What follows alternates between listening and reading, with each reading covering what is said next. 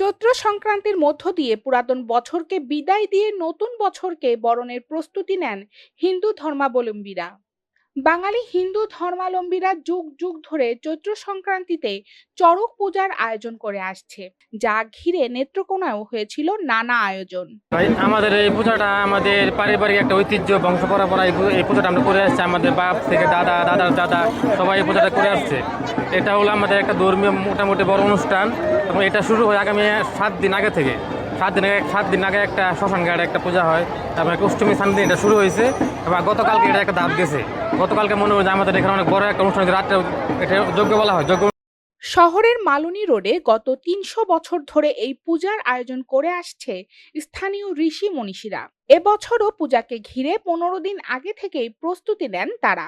এর মধ্যে চড়ক গাছ সারা বছর পানিতে ডুবিয়ে রাখা হলেও পূজাকে ঘিরে পানি থেকে তোলা হয় ২ থেকে ৭ দিন আগে। নেত্রকোনা যে চড়ক পূজা হয়, ওই পূজায় দেখার জন্য আসলাম, দেখে খুব ভালো লাগতেছে।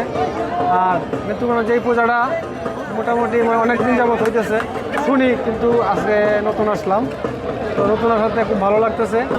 আমাদের এই চড়ক পূজা এটা ৩০০ বছর আগের থেকে একটা প্রচলন, যে যা মনের বাসনা পূর্ণ করে এখান থেকে হয়। তারা কবুতর, পাঠা অনেক কিছু মানসিক করে। এই বছরও তাই, এবার লোক সংখ্যা অনেক বেশি আগের চেয়েও। এটাই আমাদের এইভাবে প্রতি বছরই হয়। বিকেল ৫টার পর শুরু হয় পূজার মূল আনুষ্ঠানিকতা। অনেকেই তাদের মনের ইচ্ছা পূরণে কবুতর থেকে শুরু করে নানা পণ্য নিয়ে আসেন পূজায়। দর্শনার্থীরা বলছেন, প্রতি বছর এমন আয়োজন হলে ধর্মীয় রীতিনীতির পাশাপাশি তাদের সংস্কৃতিও ধরে রাখা যাবে। আর আয়োজকরা বলছেন, জায়গা সংকটে দিন দিন ছোট হয়ে আসছে পূজার স্থান, তাই বিকল্প ব্যবস্থার দাবি তাদের।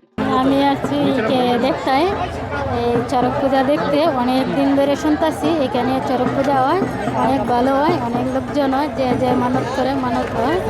এই নেত্রকোনার ১০ উপজেলার মধ্যে সদর, মোহনগঞ্জ, খালিয়াজুড়ি ও দুর্গাপুরের চৈত্র সংক্রান্তির শেষ দিনে এ চড়ক পূজার আয়োজন করে থাকেন স্থানীয় ঋষি মনীষীরা।